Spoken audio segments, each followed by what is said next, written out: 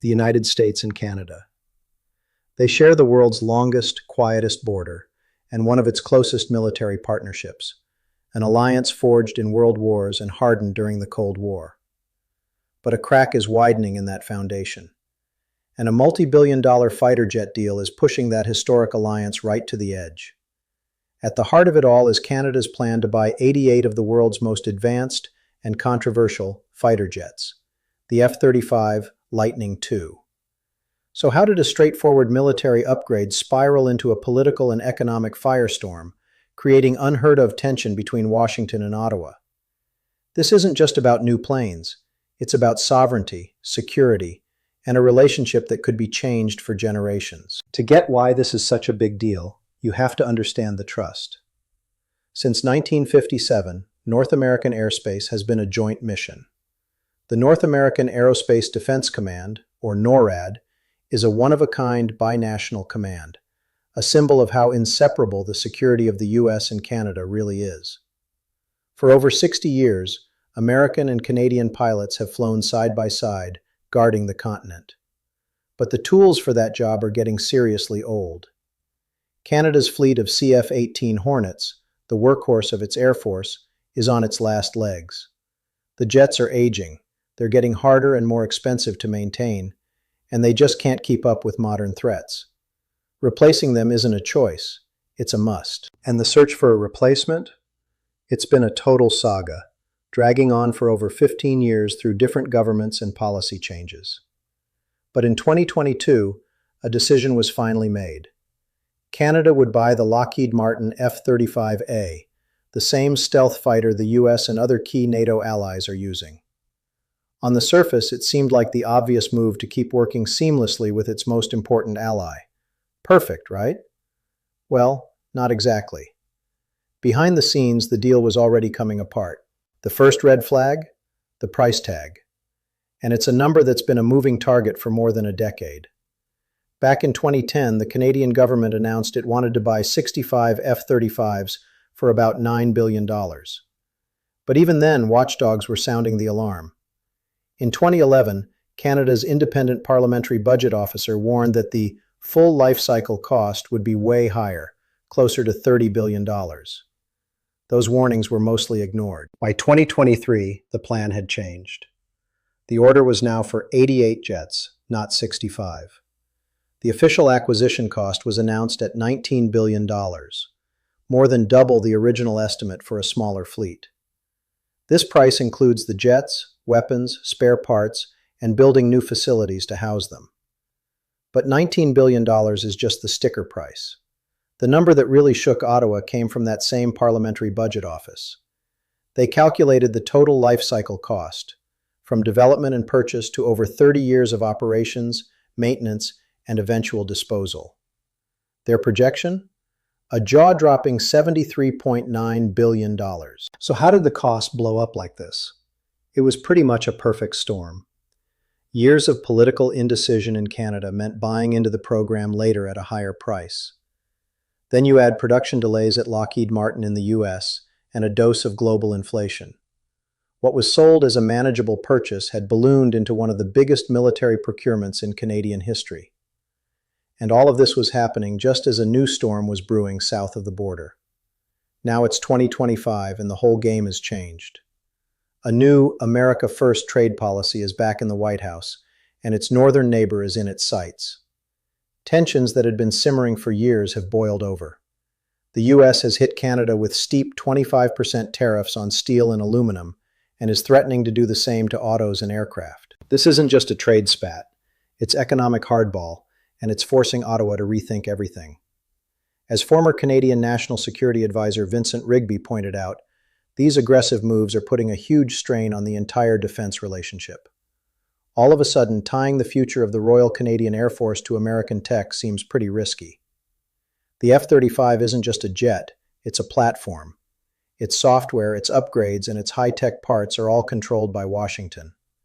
That reliance gives the U.S. a ton of leverage. And when things get hostile, that kind of leverage makes Canadian leaders nervous. This is where the F-35 deal became a flashpoint.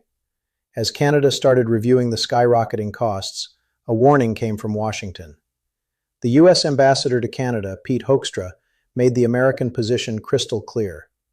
If Canada cut its F-35 order or picked a different jet, it would create security gaps in North America's defense. His message was blunt. If Canada chooses a less capable, less interoperable fighter, the United States might have to change the rules of NORAD. Hoekstra suggested the U.S. would have to buy more of its own jets and fly more missions into Canadian airspace to fill the void. While the State Department later tried to soften the blow, the message was delivered. The choice of a fighter jet was now tied directly to the future of the NORAD partnership itself.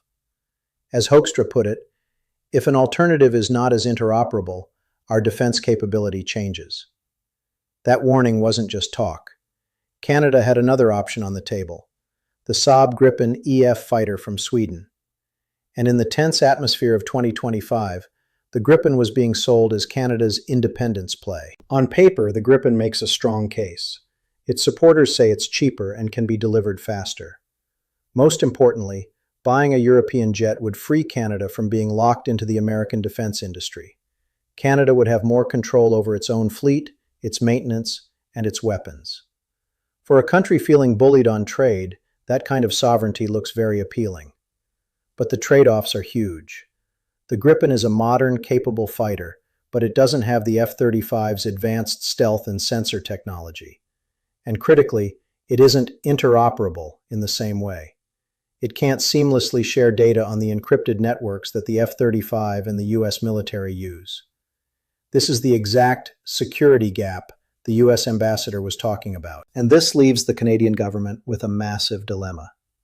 Does it choose the F-35, swallowing the enormous cost and tying itself even closer to an ally that's becoming more and more unpredictable? Or does it choose the Gripen, saving money and gaining sovereignty, but risking the very foundation of its continental defense?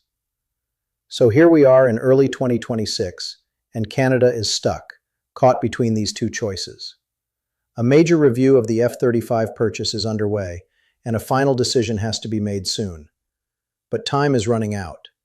To keep its spot in the F-35's long production line, the Canadian government has already paid for the first 16 jets, and has even started making payments on parts for another 14. It's a move that keeps their options open, but it's a high-stakes gamble. The fate of the other 58 jets, the bulk of the fleet, is still up in the air pending the review.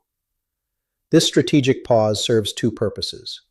Domestically, it makes the government look fiscally responsible. Externally, it puts pressure on both Lockheed Martin to offer better terms and on the U.S. government to maybe back off its aggressive trade policies. But the risks of waiting are growing. The longer Canada delays, the older its CF-18s get, creating a real gap in its defense capabilities.